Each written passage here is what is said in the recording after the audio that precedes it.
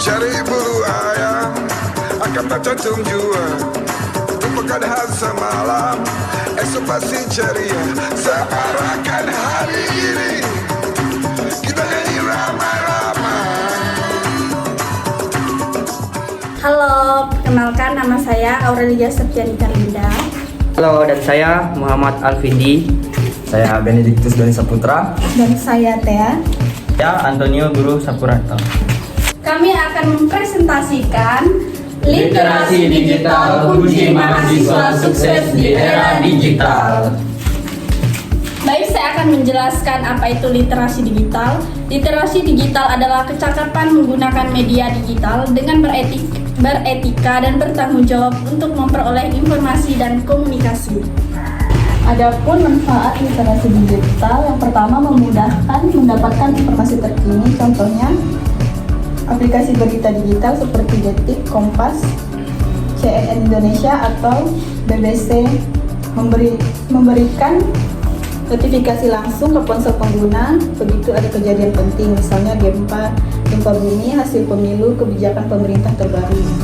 Yang kedua, media sosial seperti Twitter sering digunakan untuk mendapatkan update terkini dari akun resmi pemerintah, tokoh publik, atau wartawan langsung dari lokasi kejadian. Yang ketiga, Google memungkinkan pengguna menerima email otomatis tentang topik tertentu yang mereka minati, misalnya perkembangan harga BBM atau cuaca ekstrim di Jakarta. Dan yang kedua adalah melatih kemampuan berpikir dan menganalisa.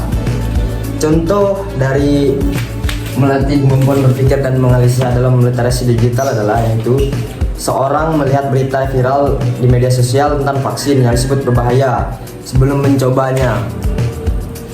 Padahal vaksin tersebut adalah salah satu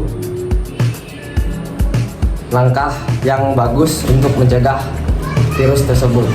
Dan nomor 3, ada referensi dan sumber belajar bisa dicari melalui internet.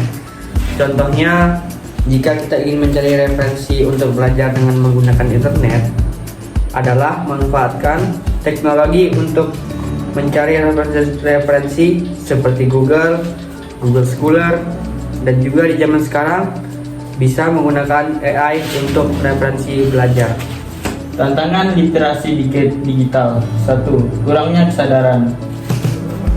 Kurangnya tantangan literasi digital. Menyebarkan hoax di media sosial. Seorang pengguna Facebook membagikan berita tentang penemuan obat ampuh untuk semua jenis kanker dari situs yang tidak kredibel tanpa mengecek kebenarannya. Banyak orang kemudian percaya dan bahkan menyebarkannya lagi, padahal informasi itu tidak benar dan menyesatkan. Yang kedua itu ada arus informasi semakin meningkat. Dalam konteks literasi digital, arus informasi yang semakin meningkat merujuk pada banjirnya informasi yang tersedia secara digital dan tantangan dalam memilah mana yang benar, relevan, dan bermanfaat. Contohnya, siswa mencari materi tugas di Google dan langsung mendapat ribuan hasil pencarian dari berbagai sumber. Dampaknya, tanpa kemampuan literasi digital, mereka mungkin sulit menilai mana informasi yang valid, terpercaya, dan yang hoax atau tidak relevan. Dan yang ketiga adalah kurangnya akses digital.